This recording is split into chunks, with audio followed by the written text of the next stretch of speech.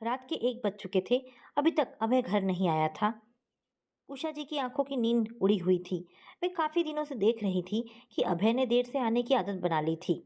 Gate के खुलने की आवाज होते ही वे उठ खड़ी हुई। ड्राइवर के कंधे पर नदे लदे नशे में धुत अभय को देखते ही वे आपे से बाहर हो उठी। क्रोध भरे स्वर में चिल्लाई, अभय, शीशे में अपना चेहरा देखा है तुमने? क्या हालत हो गई है तुम्हारी? लेकिन तुमने जैसे न सुधरने का कसम खा रखी हो। आखिर क्यों अपनी जिंदगी के साथ खिलवाड़ कर रहे हो? अभय भी उसी लहजे में नशे के कारण बड़बड़ाती आवाज में बोला, पहले तो तुम मुझे उपदेश देना बंद करो। जरा बताओ तो तुमने मेरे लिए किया क्या है? मैं कह कर कर थक गया हूँ मैं कह कह कर थक गया हूँ कि मेरी शादी करवा दो। लेकिन तुम्हें क्या मतलब? तुम्हारा अपना बेटा होता तो उसके लिए यहाँ वहाँ भागती फिरती। तुम्हें क्या जरूरत पड़ी है? तुम तो मेरे पैसे पर ऐश कर रही हो। रोज नए गहने खरीदती हो, घूमती हो, क्लब जाती हो, बड़ी गाड़ी में यहाँ वहाँ घूमती हो। बस हो गई तुम्हारी जरूरतें पूरी। लेकिन मुझे तो रोज अपने तन की भूख मिटाने के लिए यहाँ वहाँ भटकना ही पड़ेगा। छोड़ो, तुम्हारी बकवास के कारण मेरा मूड और खराब हो गया। और फिर लड़खड़ाते कदमों से अपने रूम में चला गया। आज अभय की बातें सुनकर उषा जी के दिल को बहुत ठेस पहुंची थी। लेटे लेटे वे घंटों सिसकती रही। अभय उनकी बहन की निशानी है। उन्होंने स्वयं इसी बच्चे के लिए अपनी सारी खुशियां कुर्बान कर दी थी। वे विद्यालय में नौकरी कर उसे सारी खुशियां देने का प्रयास करती रही। पिताजी ने बहुत समझाया था, लेकिन उन्होंने उनकी बात को अनसुनी कर दिया। यही कहती रही कि इस अबोध को कौन पालेगा। आशा दीदी ने तो इसके पैदा होते ही अपनी आंखें मूंद ली थी। आलोक जीजाजी पहले तो अक्सर इसकी खबर लेने आते थे, लेकिन उनकी निगाहों को देखकर वह समझ गई थी कि उनकी कामुक निगाहें बच्चे से ज्यादा उसे निहारने और छूने में रहती है। कोई भी लड़की मर्द की वासना भरी निगाहों को एक पल में पहचान सकती है। एक दिन जब ढिठाई से उन्होंने उन्हें अपनी आगोश में समेटने का प्रयास किया, तब बिना देर किए उन्होंने जोरदार थप्पड़ जड़ दिया था। उस दिन के बाद से आज तक उन्होंने किसी पुरुष को अपने जीवन में झांकने का अवसर नहीं दिया था। अभय ही उनका वर्तमान था और वही उनका भविष्य था। हर पल वे अभय की खुशियों में ही अपनी खुशियां ढूंढा करती थी।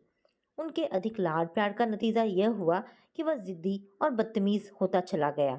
जो उसने मुंह से निकाला उसे हर हालत में चाहिए। वे भी हर सूरत में उसकी इच्छा पूरी करने की कोशिश करती।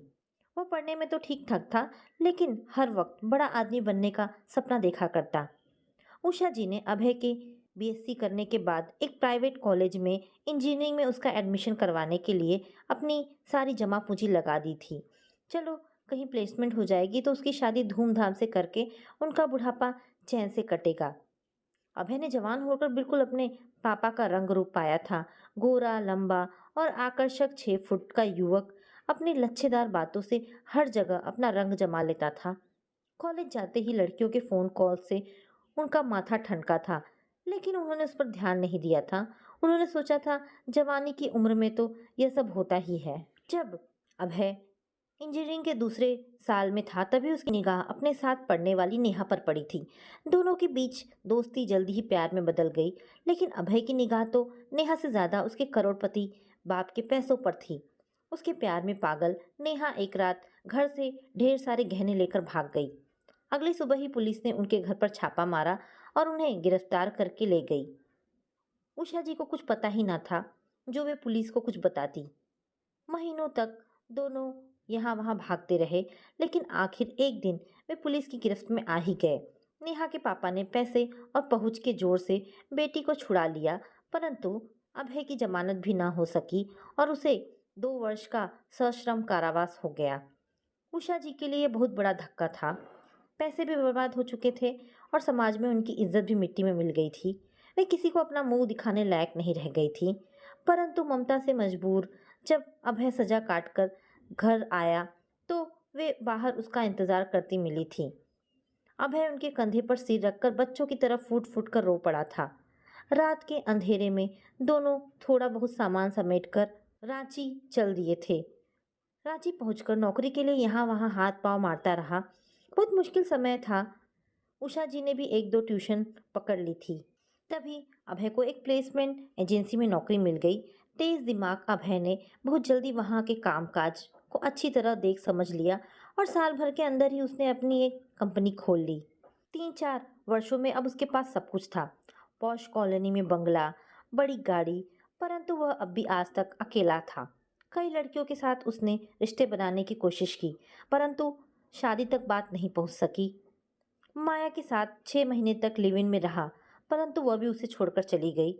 उसका अहंकारी और क्रोधी स्वभाव कोई भी रिश्ता चलने ही नहीं देता था। उसका सिद्धांत था पत्नी को गुलाम की तरह पति के इशारे पर नाचना चाहिए, लेकिन वह स्वयं सब कुछ करने को आज़ाद है। प्लेसमेंट के लिए आने वाले लड़के तो उसे कमीशन देकर चले जाते थे, परंतु निधि को अच्छी नौकरी का हसीन ख्वाब दिखाकर उसने उसके साथ शारीरिक संबंध बना लिए और साथ ही चोरी चोरी उसका एमएमएस भी बना दिया। उसके बाद तो उसकी चांदी हो गई। वह डर के मारे मनचाही रकम अभय को देती रही। अब शातिर दिमाग अभय के लिए धंधा ज़्यादा फायदे वाला बन गया था। कई लड़कियों के साथ उसने यही किया। यद्यपि निधि की शिकायत पर उसके ऑफिस में छापा भी पड़ा था, परंतु वह किसी तरह छूट गया था। अब उसके पास पैसा तो बहुत था, लेकिन बदनामी के कारण उसकी शादी अभी तक नहीं हो पाई थी। उषा जी भी चाहती थी कि इसकी शादी हो जाए तो यह सुधर जाएगा और बीवी बच्चों के साथ शांतिपूर्वक अपनी ज़िंदगी बिताएगा। उसके ऑफिस के काले कारनामों का उन्हें बिल्कुल भी पता नहीं था।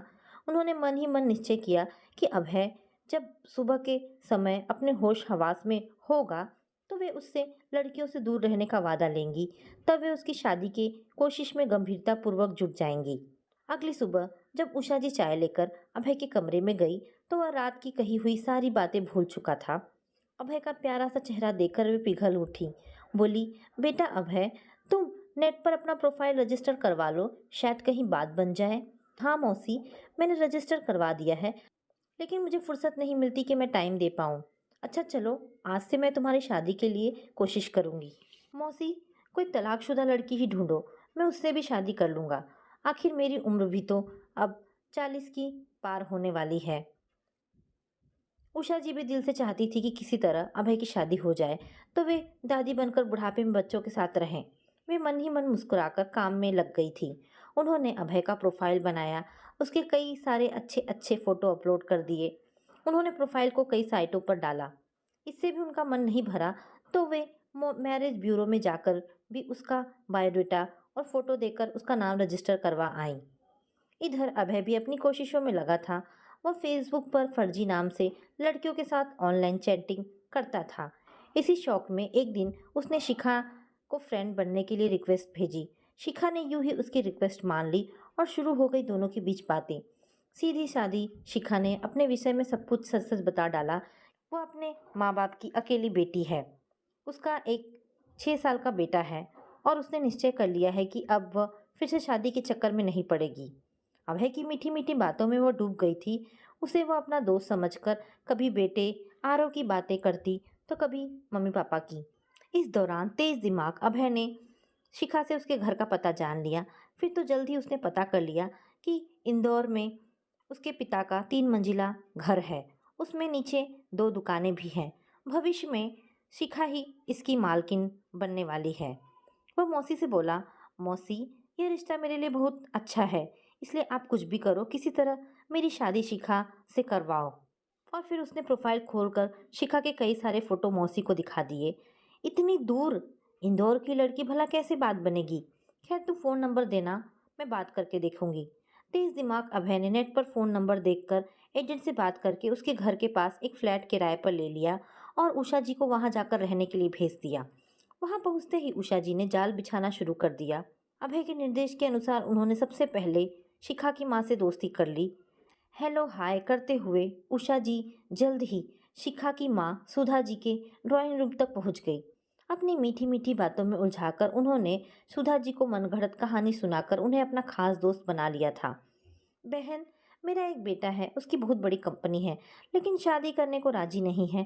कहता है लड़कियां बहुत धोखेबाज होती हैं, इसलिए शादी नहीं करूंगा। जब वो स्कूल में पढ़ता था तभी कच्चे पक्के प्यार में किसी ने धोखा खा बैठा था। बस तब से जिद कर बैठा है कि वह जिंदगी भर शादी नहीं करेगा। बस उसकी इसी बात से नाराज होकर मैं यहाँ इंदौर रहने आ गई। यहाँ मेरी पुरानी जान पहचान है, इसी वजह से मैं यहाँ आ गई और फिर उनकी सहानुभूति पाने के लिए फूट फूट कर रोने लगी। सुधा जी ने उन्हें चुप कराया। उनके आंसू पोंछकर भी उन्हें उनकी बातें अविश्वसनीय लग रही थी कि भला कहीं ऐसा संभव है कि कोई माँ बेटे से नाराज होकर दूसरे शहर में रहने के लिए चली जाए। उन्होंने अपने पति महेश जी से, बेटी शिखा से भी इस विषय में चर्चा की। शिखा की माँ सुधा जी सीधी-सादी घरेलू महिला थी। उनकी दुखती रग उनकी बेटी थी। एक दिन उषा जी ने बड़ा अपनापन दिखाते हुए उनसे पूछा, बुरा मत मानिएगा बहन जी, शिखा बहुत उदास सी रहती है। आरव भी पापा की बातें कभी नहीं करता। आपस में दोनों के बीच कोई अनबन है क्या? सुधा जी सिसकते हुए बोली, बहन अब तुमसे क्या छिपाना। हम लोगों ने खूब धूमधाम से शिखा की शादी की थी। अमीर परिवार का अकेला लड़का देखकर हम लोगों ने शादी तय की थी, लेकिन शिखा वहाँ साल भर भी नहीं रह पाई थी। पति की दूसरी औरतों के साथ संबंध को भला कौन सी स्त्री बर्दाश्त कर सकती है। उसने पति को समझाने बुझाने और उसे सही रास्ते पर लाने की बहुत कोशिशें की, परंतु उसकी कोशिश सफल नहीं हुई। उसके पिता महेश जी ने भी भरसक कोशिश की कि दोनों के बीच रिश्ता बना रहे, परंतु शिखा के पति ने तो मानो ना सुधरने का प्रण कर रखा था। एक दिन तो सारी हदें पार करते हुए उसने शिखा की पिटाई कर दी। बस उसी दिन वो अपना ससुराल छोड़कर हम लोगों के पास आ गई। जब वह लौटकर आई तो वह 6 महीने के गर्भ से थी। उसके सास ससुर को अपने बेटे की बुरी आदतों के बारे में सब पता था, परंतु यह सोचकर कि शादी के बाद वह सुधर जाएगा, उन लोगों ने शिखा के साथ उसकी शादी करवा दी थी। उन लोगों ने माफ़ी मांगते हुए शिखा का सारा सामान लौटा दिया और 50 लाख की एक एफडी बनवा कर दी। लेकिन मैं पैसे से उसकी खुशियाँ तो नहीं खरीद सकती ना। मेरी तो दुनिया ही उजड़ गई है।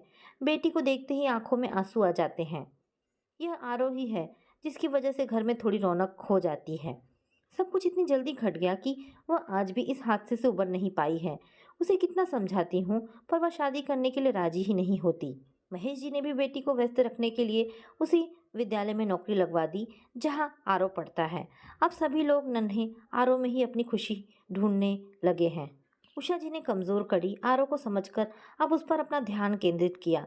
उसे कभी पार्क घुमाने ले जाती, कभी होमवर्क करवाने बैठ जाती तो कभी उसे कहानी सुनाती। सोसाइटी में अपनी पैठ बनाने के लिए उन्होंने अपनी हम उम्र महिलाओं की एक किटी पार्टी ज्वाइन कर ली। 3 महीने के अंदर उन्हें सोसाइटी में लोकप्रिय और जानी मानी महिला समझा जाने लगा। उषा जी को सोसाइटी की महिलाएं इज्जत की निगाह से देखती थी। इस बीच अभय 2 बार इंदौर आ चुका था। सुधा जी और महेश जी को अपने घर चाय पर बुलाकर उषा जी ने उनसे अभय को मिलवा दिया था। अभय के आकर्षक व्यक्तित्व, उसकी सादगी और सरल स्वभाव पर दोनों लट्टू हो गए थे। लेकिन उनकी बेटी तलाकशुदा है, इसलिए उन लोगों में अभय के साथ शिखा के संबंध की बात करने की हिम्मत नहीं थी। उषा जी ने अपनी योजना के अनुसार सबको शीशे में उतारने के बाद शिखा पर ध्यान देना शुरू किया। अभय अब जल्दी जल्दी आने लगा था। इशारे इशारे में उषा जी ने सबको बता दिया था कि अभय शिखा के साथ शादी करने को तैयार है, साथ ही आरव को भी अपना बेटा मान लेगा। महेश जी और सुधा जी के मन में शिखा की शादी के बारे में सोचकर लड्डू फूटने लगे थे। अभय जब भी आता उसका ज़्यादा समय आरव के साथ ही बीतता। उसके लिए तरह तरह के खिलौने लेकर आता, उसे गार्डन में भी ले जाता, उसके लिए वीडियो गेम ले आता। दोनों साथ साथ वीडियो गेम खेलते। एक दिन आरव तोतली आवाज़ में शिखा से बोला, मम्मा अभय अंकल बहुत अच्छे हैं, मेरे साथ वीडियो गेम खेलते हैं। बच्चे की बात शिखा के दिल को छू गई, परंतु शिखा अभी भी अपने को तैयार नहीं कर पा रही थी। यद्यपि अभय के आकर्षण से वह भी नहीं बच पाई थी। वह अभय को मन ही मन चाहने लगी थी, परंतु उसने कभी जाहिर नहीं होने दिया था। उसके प्रभावशाली व्यक्तित्व और लच्छेदार बातों में वह खो जाती थी। उन दोनों के बीच पनपते हुए रिश्ते पर सुधा जी पूरी निगाह रखती थी। एक दिन शिखा को टटोलने के लिए बोली, यह अभय कुछ ज्यादा ही आरव के करीब आता जा रहा है। आरव तो बच्चा है, अंकल अंकल करके उससे लिपटा रहता है, मुझे तो अच्छा नहीं लगता। माँ, इसमें परेशान होने की क्या बात है? अभय अकेला है इसलिए बच्चे के साथ अपना मन बहला लेता है। शुरू में आरव को कभी कभी आइसक्रीम खिलाने ले जाता था, फिर उसने शिखा को भी ले जाना शुरू कर दिया। 1-2 बार वह डिनर पर भी ले गया। यद्यपि उषा जी भी साथ होती थी, परंतु करीबी तो बढ़ ही रही थी। एक दिन उषा जी सुधा जी से बोली, बहन यदि दोनों शादी के लिए तैयार हो जाए तो कितना अच्छा हो। दोनों ही एक बार धोखा खा चुके हैं, इसलिए दोनों के हक में अच्छा होगा। मुझे तो आरव की लगती है, अभय उस पर किस कदर जान छिड़कता है। सुधा जी हाँ में हाँ मिलाती हुई बोली थी, वे भी यही चाहती हैं कि दोनों आपस में बंध जाए और आरव को भी पापा की कमी पूरी हो जाए। वे मन ही मन सोचने लगी कि अभय के काम धाम की जानकारी करना जरूरी है। क्या पता पहले की तरह यह भी गड़बड़ निकले। उन्होंने एक दिन महेश जी से कहा, आप एक बार रांची जाकर इसकी प्लेसमेंट एजेंसी के बारे में अच्छी तरह पता कर लीजिए। उसके बाद हम लोग शिखा के साथ इसका रिश्ता करने की बात करेंगे। महेश जी भी बेटी के अकेलेपन को देख परेशान रहते थे। उन्हें भी अभय हर तरह से अच्छा दिखाई दे रहा था। अतः उन्होंने गुपचुप तरीके से रांची जाने का निश्चय किया। परंतु तेज दिमाग उषा जी और अभय ने उनके जाने की तारीख और फ्लाइट का पता कर लिया था। अभय ने उन्हें एयरपोर्ट पर ही रिसीव कर लिया और थोड़ी देर के लिए अपने ऑफिस ले गया। उन्हें अपना आलीशान फ्लैट भी दिखा दिया। उन्हें बड़ी गाड़ी में घुमाता रहा। 5 स्टार होटल में लंच करवाया। महेश जी को किसी दूसरे के पास फटकने का अभय ने मौका ही नहीं दिया। सीधे सरल महेश जी अभय के वैभवपूर्ण जीवन को देख बेटी के भविष्य को लेकर आश्वस्त हो गए। अब उन्हें अभय और शिखा के मिलने जुलने पर कोई आपत्ति नहीं थी, वरन ये स्वयं ऐसे मौके बनाते थे कि दोनों एक दूसरे से मिलजुल कर आपस में अच्छी तरह रिश्ता मजबूत कर ले। अभय जब भी इंदौर आता आरव के लिए कुछ न कुछ गिफ्ट जरूर लाता। अब वह शिखा के लिए भी कुछ लाने लगा था। महेश जी और सुधा जी दोनों ने मन ही मन उनके रिश्ते को स्वीकार कर लिया था। इसी बीच शिखा का बर्थडे आया। वह बोली, माँ आप अभय से या आंटी से मेरे बर्थडे का जिक्र मत करना, नहीं तो ये लोग फिर मेरे लिए कोई गिफ्ट लेकर आएंगे। बार बार गिफ्ट लेना मुझे अच्छा नहीं लगता। लेकिन अभय तो मौका तलाशता रहता था। उसने चुपचाप सरप्राइज पार्टी का इंतजाम कर लिया। पार्टी में उसने उनके सभी परिचितों और रिश्तेदारों को इनवाइट किया। शाम को उषा जी उसे एक प्यारी सी डिजाइनर साड़ी देते हुए बोली, चलो शिखा इसे पहन लो, आज हम लोग फैमिली डिनर पर चलते हैं, आज तुम्हारा बर्थडे मनाएंगे। अभय के प्रति पनपते प्यार के कारण आज साड़ी देखकर शिखा का मन मचल उठा। आज वह मन से तैयार हुई थी। उसने मनपसंद ज्वेलरी भी निकाल कर पहनी थी। आज वह बहुत खुश थी। तैयार होने के बाद अपना चेहरा शीशे में देखकर वह स्वयं चौंक पड़ी थी। उसे अपना चेहरा बहुत प्यारा लग रहा था। जब वह तैयार होकर नीचे आई तो माँ उसे देखते ही बोली, आज भी मेरी बेटी कितनी सुंदर लगती है। भला कोई कह सकता है कि वह 6 वर्ष के बेटे की माँ है। उनकी आंखें गीली हो उठी थी। अभय और उषा जी पहले ही जा चुके थे। शिखा अपनी मम्मी और पापा के साथ होटल पहुंची। आरव तो उसका हाथ छुड़ाकर तुरंत अभय के पास पहुंच गया। वहां बहुत बड़ी ग्रैंड पार्टी का आयोजन देखकर शिखा चौंक पड़ी थी। उसके रिश्तेदारों और परिचितों की भीड़ उसी के आने का इंतजार कर रही थी। उसने केक काटा तो पूरा हॉल तालियों और हैप्पी बर्थडे की आवाज़ से गूंज उठा। वह गदगद हो उठी। ऐसा बर्थडे तो उसके जीवन में कभी नहीं मना था। वह अभय के एहसानों तले कुछ ज्यादा ही दब गई। अब अभय उसे सब तरह से सही लग रहा था। फिर भी पता नहीं क्यों अपने बुरे अनुभव के चलते शिखा को हर किसी पर शक होता था। लेकिन यह क्या, सबसे बड़ा सरप्राइज तो अभी उसका इंतजार कर रहा था। उसके मम्मी पापा ने उसकी और अभय की सगाई की घोषणा कर दी। अंततः उसकी उंगली में डायमंड की कीमती अंगूठी सज गई। उसने भी शर्माते हुए माँ की दी अंगूठी अभय को पहना दी। पूरा हॉल तालियों से गूंज उठा। सभी उसे बधाई दे रहे थे। उसे सब कुछ सपने जैसा लग रहा था। अब शिखा पार्टी का आनंद उठाने में लग गई थी। उसने अभय की बाहों में बाहें डालकर बरसों बाद आज डांस फ्लोर पर उन्मुक्त होकर डांस किया था। इतनी मुश्किल से मिली खुशी के पलों को वो अपनी मुट्ठी में बंद कर लेना चाह रही थी। आज उसे अभय की हर अदा अच्छी लग रही थी। आरव को खुश देख उसका रोम रोम अभय के प्रति कृतज्ञता महसूस कर रहा था। अभय के फोन का अब उसे हर पल इंतजार रहता। उसकी प्यार भरी मीठी मीठी बातों, मम्मी पापा का शादी के इंतजामों का एक्साइटमेंट सब अपने चरम पर था। आरव भी अभय के जाते ही उदास हो उठता और हर समय अपने अंकल के आने का इंतजार करता। एक दिन वह अभय से बोला, मैं अब आपको पापा कहा करूँगा। सब बच्चों के पापा स्कूल आते हैं, लेकिन मेरे पापा नहीं आते। मुझे बिल्कुल अच्छा नहीं लगता। अब मैं अपने सब दोस्तों से कहूँगा कि ये देखो, ये है मेरे पापा। कह वह उनसे लिपट गया। अब अभय रांची बहुत कम समय के लिए जाता। शिखा कभी उसके संग लहंगा पसंद करने जाती तो कभी उसकी शेरवानी। पता ही नहीं चला कि समय कब बीत गया। कार्ड भी छप कर आ गए।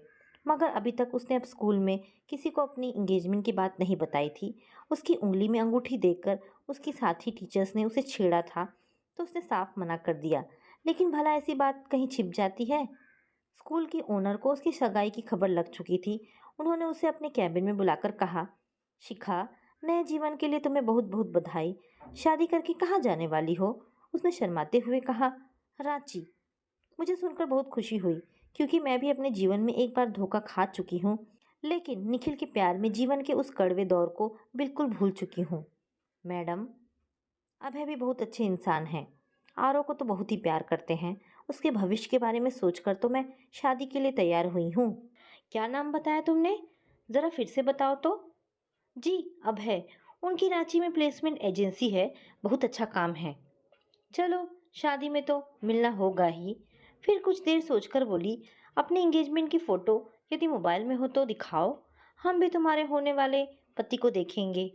हाँ हाँ, क्यों नहीं। इस फ़ोन में मेरे पास नहीं है। कल मैं सीडी लेकर आऊँगी या आपकी मेल आईडी पर पोस्ट कर दूँगी। हाँ, यह ठीक होगा। तुम मुझे पोस्ट कर देना। मैं अभय को देखना चाहती हूँ। मैडम, अभय बहुत ही गुड लुकिंग और हैंडसम है। तुम्हारी नई शुरुआत के लिए मेरी हार्दिक शुभकामनाएं। अरे हाँ, फोटो ज़रूर मेल पर डाल देना। जी, मैं घर पहुँचते ही डाल दूंगी। नेहा जी, जो कि उसके स्कूल की ओनर थी, एंगेजमेंट का फोटो देखते ही चौंक उठी। यह वही अभय था जिसने उसके जीवन के साथ भी खिलवाड़ किया था। उन्होंने शिखा को आगाह करने के लिए फ़ोन उठाया, परंतु फिर उनका हाथ रुक गया कि क्या पता अभय सुधर गया हो। ऐसे मामले में सबसे पहले अच्छी तरह पता लगाना ज़रूरी है। लेकिन यह शिखा के भविष्य का प्रश्न था, इसलिए उसने अपनी ननद रोशनी को फ़ोन किया कि इस अभय नाम के लड़के को और उसकी प्लेसमेंट एजेंसी का पूरा ब्यौरा जल्दी से जल्दी पता लगाकर मुझे बताओ। वह रांची में ही रहती थी। रोशनी ने थोड़ी देर में ही फ़ोन करके उसके सारे काले कारनामों के बारे में बता दिया। वो प्लेसमेंट एजेंसी की आड़ में लड़कियों का धंधा करता है। वह अच्छा आदमी नहीं है। कई बार उसके ऑफिस में छापे पड़ चुके हैं, लेकिन वह हर बार छूट जाता है। चूंकि उसका ऑफिस उनके घर के काफ़ी पास है, इसलिए उन्हें सब बातें अच्छी तरह मालूम है। नेहा का शक विश्वास में बदल गया। उसने शिखा को फोन कर अपने घर बुलाया। शिखा, तुम्हारे लिए अच्छी खबर नहीं है, परंतु भविष्य को ध्यान में रखते हुए तुम्हें बताना जरूरी है। अभय वही लड़का है जिसने मेरे जीवन के साथ भी खिलवाड़ किया था। मैं उस पर ध्यान ना देती, परंतु वह अभी भी प्लेसमेंट एजेंसी की आड़ में काले कारनामे चला रहा है। मेरी समझ में तुमसे शादी का नाटक तुम्हारी प्रॉपर्टी के लिए कर रहा होगा, क्योंकि वह शुरू से ही पैसे का लालची है। मुझसे भी सारे गहने छीनकर भाग गया था। सुनते ही शिखा फूट फूट कर रो पड़ी। फिर बोली, मैडम, क्या मेरे जीवन में ठगा जाना ही लिखा है? पहले ही एक बार ऐसे ही धोखे का शिकार हो चुकी हूँ। शिखा, हिम्मत से काम लो। अब सबसे पहले ऐसा प्लान बनाओ कि वह कुछ कह ही ना सके। शिखा ने अपने आंसुओं को दृढ़ता से पोंछा और बोली, नेहा मैडम, आपके पास कोई पुराने फोटोग्राफ्स हो तो मुझे दे दीजिए। मैडम, आपकी मदद से इस कहानी का अंत कल ही कर दिया जाए तो बहुत अच्छा रहेगा। क्या कल शाम आप मेरे घर आ सकती हैं? हाँ हाँ, क्यों नहीं। तो शाम 6 बजे आप आ जाइएगा। फिर अभय को फ़ोन करके बोली, अभय, शादी से पहले हमें कोर्ट मैरिज कर लेनी चाहिए, क्योंकि बिना मैरिज सर्टिफिकेट के बाद में परेशानी हो जाएगी। हाँ, तो शाम को 5 बजे तक आ जाओ। गहने भी फाइनल करनी है। मम्मी पापा हम लोगों के नाम पर अपनी वसीयत भी लिखवा रहे हैं, इसलिए तुम्हारा रहना ज़रूरी है। प्लीज़ आ जाना। मैं तो तुम्हें बहुत मिस कर रही हूँ।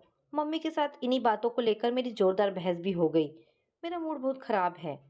मूड ख़राब करने की क्या बात है? सही कह रहे हैं। वसीयत वगैरह कर ही देनी चाहिए।